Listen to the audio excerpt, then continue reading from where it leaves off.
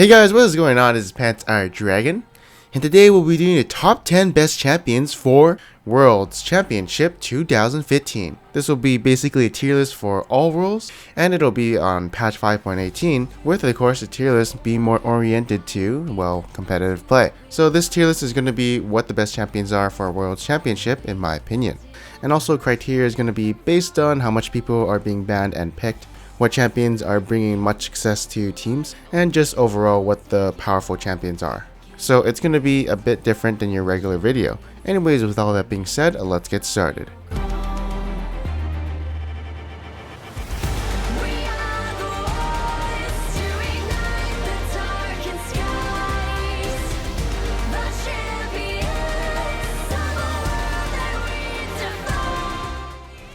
Alright, so first up we have Lee Sin at number 10. So Lee Sin is incredibly strong in the early game, and a lot of people actually specifically ban him against certain teams because they're actually scared of what the enemy jungler can do with Lee Sin. As there are going to be a lot of good Lee Sin players at Worlds, so they can definitely be using him to his fullest potential, and he becomes a very scary threat since he can ward hop jump to people and kick them into your team, or he can use his R to peel for his team and get away the enemy tanks or assassins. Lee Sin is definitely a power pick in the right hands, but I feel like not everyone at Worlds does play him. Some people are more oriented to champions who are more reliant like ELISE and Rek'Sai.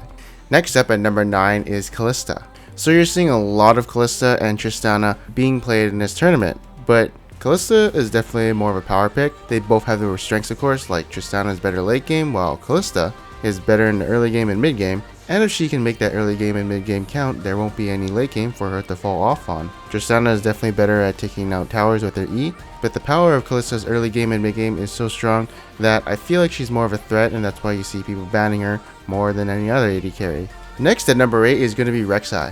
So Rek'Sai is definitely one of the top junglers for the jungle champion pool.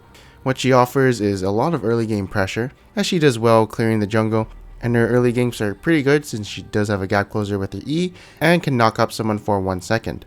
The utility she offers to her team is extremely good, as she does have a lot of mobility coming from her E, plus her ultimate is basically a free teleport, so that can give her a lot of options on where she wants to go next. What she also offers of course is extremely consistent peel with her W since it's not a skill shot. It's also AoE, and one of her biggest things is the tremor sense coming from her W. This can be a deciding factor whether she should go in or not, where the enemies may be in the fog of war, and also being underground gives her a lot of movement speed, so it can actually be pretty hard to get away from her. Her damage is also pretty good too for someone who doesn't need to build items, and definitely one of the top junglers to be played in this tournament.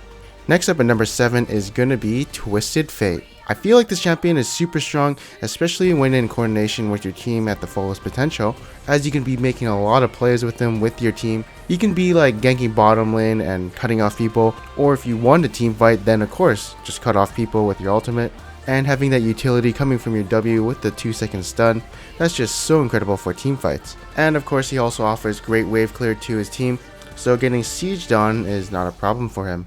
Along with that, he's also pretty good at sieging too, since he's ranged, has a Lich Bane, and his W to destroy towers. He can also be a split pusher and do something like the 1-3-1 if coordinated properly with his team, which is definitely doable. Either way, he offers so much with his kit, definitely brings a lot of utility to his team, and is actually pretty good in all stages of the game. So he's definitely one of the power picks for mid lane. Next up right after him is going to be AZIR, someone who has been nerfed so many times in Season 5, but it does not matter for competitive play.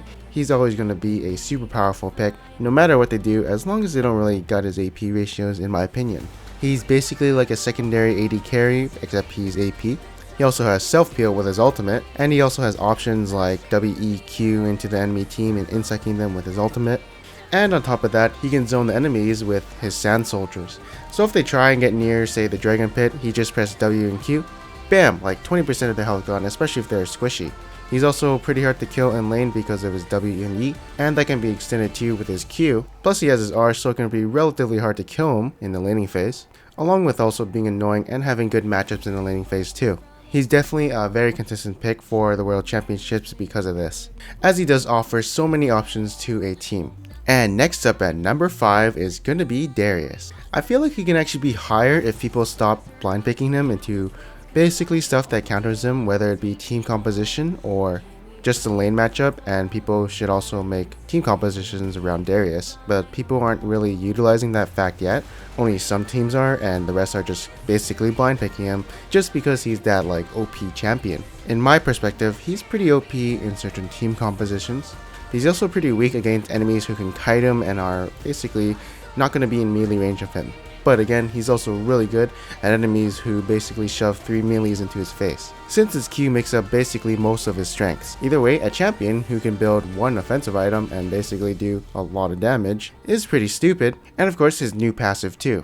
Yay for that passive. Next up is gonna be LULU. So, LULU is really good in basically every team composition you can think of. She enables a lot of champions, she's a flex pick so she can go mid or top or even, I guess, support. And she also has a lot of good lane matchups and is relatively safe in that sense. So you can first pick her and have no troubles with whatever the enemy is playing. And having this support mid laner or top laner, what your AD can do now is basically go ham, as he has a lot of support coming from you and I guess his support too.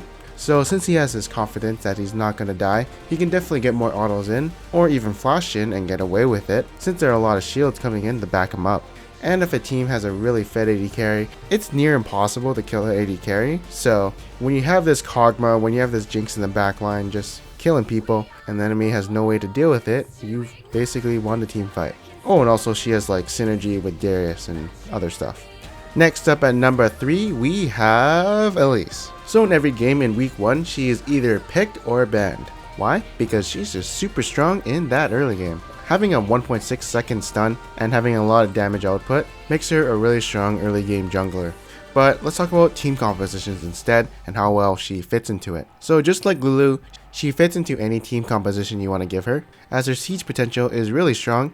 Like you throw a cocoon, your team follows up, you get a pick, easy tower for you. And she's also in no danger when she goes into spider form, since she can use her repel and get away from sticky situations. And then of course she also outputs a lot of damage, and so she's not there just for the cocoons. Her only problem is you don't have a big frontline tank, but I feel like that's okay because you can diversify your build and still be useful. And finally, we're getting into the god tier picks of this tournament. And first up at number 2 is going to be Gangplank. So Gangplank offers too much zoning with his barrels. He also basically farms for the first 20 minutes, and once he gets his Triforce and Ghostblade or Infinity Edge, there's just too much damage coming from him and it's super annoying for the enemy to deal with. You want to siege on him, he has wave clear with his barrels, or can poke you down somehow by lining up those barrels and killing you. He also has his ultimate to have some global pressure on the other side of the map without being there, and of course it's also good wave clear too, along with his E.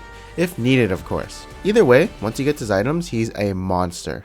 You want to dive him and try and kill him? Well, you run into his barrels and take like 700 damage, and you're also slowed. And also one good barrel explosion onto the enemy team probably will win you that team fight if he has his core items. Anyways, if I ever see him on purple side being picked up and blue side doesn't first pick him, I'll be pretty confused, and I feel like blue side kind of sealed their fate.